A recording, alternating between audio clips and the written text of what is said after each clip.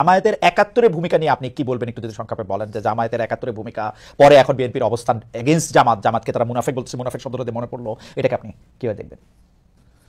দেখুন, প্রথম কথা হচ্ছে ৭১ সালে আমার জন্মই হয়নি, অতএব আমি প্রত্যক্ষভাবে কিছু দেখিনি। কিন্তু আপনার জন্ম তো ধরেন ৩০০০ বছর আগেকার খবর। আমি ওই দিন একটা আপনার স্ট্যাটাসে কথা শুনতেছিলাম যে সেই খবর তো আপনার আছে। বলছি এখন আমি সব ইতিহাস পর্যালোচনা করে দেখলাম যে মূলত ৭১ সালে শুধু স্বাধীনতার বিপক্ষে জামাত অবস্থান নেয়নি, মুসলিম লীগও তো অবস্থান নিয়েছিল। আচ্ছা, এখন বিএনপির জন্ম কিভাবে এটা বলেন। শহীদ প্রেসিডেন্ট জিয়াউর রহমান সাহেব একজন ব্যক্তি ছিলেন। এত জনপ্রিয় দলটা গঠন কিভাবে করলেন? তিনি বহুদলীয় গণতন্ত্র প্রতিষ্ঠা করলেন। ওই প্ল্যাটফর্মে কারা জায়গা নিয়েছে? মুসলিম লীগের সব লোকগুলো এসে জায়গা নিয়েছে, যারা শেখ মুজিবের বিরুদ্ধে ছিল, আওয়ামী বাকশালের বিরুদ্ধে ছিল।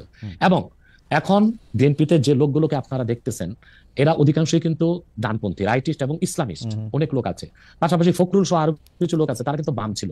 ফখরুলের কিন্তু রাজনৈতিক নেতা হচ্ছে রাশেদ খান মেনন। আমি মনে হয় রাশেদ খান মেননে আমার ভুল না হলে জেলে আছে।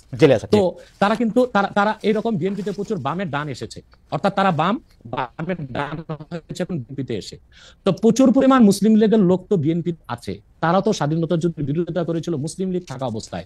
তো শুধুমাত্র স্বাধীনতা যুদ্ধের বিরোধিতার জন্য জামাতকেই ধোলাই করবেন? তাদেরকে কি ধোলাই করা উচিত না? এখন প্রশ্ন হচ্ছে কেন ৭১ সালে জামাত, আমি এক কথায় উত্তর দিব যে ৭১ সালে বাংলাদেশের স্বাধীনতার বিপক্ষে অবস্থানটা জামাতের রাজনৈতিক ভুল সিদ্ধান্ত ছিল।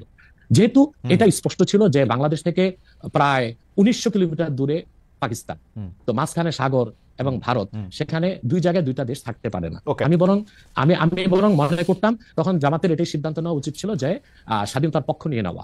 কিন্তু তারা নেয় নাই কেন? সেটা একটা জবাব তারা এটা দিয়ে থাকে যে তারা বুঝতে পেরেছিল বাংলাদেশ স্বাধীন হলে ভারত এখানে করবে, আধিপত্য বিস্তার করবে। এবং সেটা আমরা পরে দেখেছি, ভারত কিন্তু আধিপত্য বিস্তার করেছে।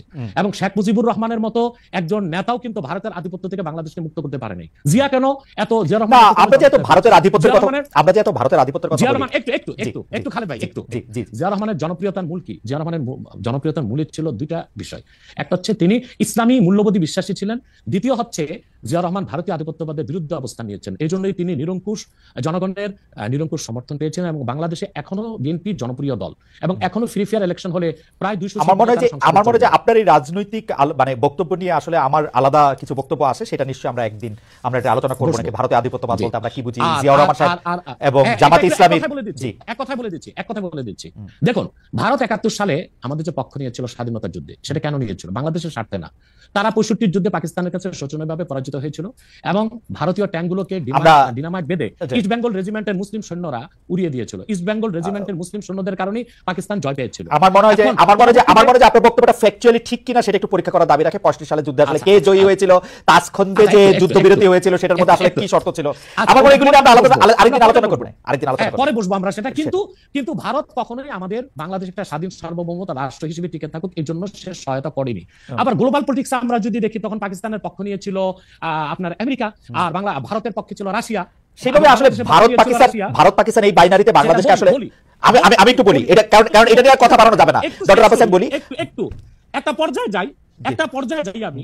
তো রাশিয়ার পক্ষ নিয়েছিল, আর সবসময় ভারত তো কোনো শক্তি না, এটা রাশিয়ার লেসপেন্সারগিরি করে আর এখন আমেরিকার লেসপেন্সারগিরি করতেছে। এই জন্য তারা মূলত সদিচ্ছা নিয়ে বাংলাদেশকে সহযোগিতা করেনি ৭১ সালে। সেজন্য ৬,০০০ কোটি টাকার অস্ত্র তারা চুরি করে নিয়ে গেছিল এবং সেজন্য স্বাধীনতা যুদ্ধে নিয়াজি পরাজয় স্বীকার করা দরকার ছিল আমাদের ওসমান গনির হাতে, তার কাছে না করে ভারতীয় সেনাপ্রধানের কাছে করবে কেন? ওসমানীর কাছে কেন করে না? এসব থেকে বোঝা যায় ভারত একটা আক্রোশ থেকে এবং তার রাজনৈতিক উদ্দেশ্য অর্জন করার জন্য স্বাধীনতা যুদ্ধে আমাদেরকে সহায়তা করেছিল। পরবর্তীতে সে কি না করেছে? ফারাক্কা বাদ দিয়েছে।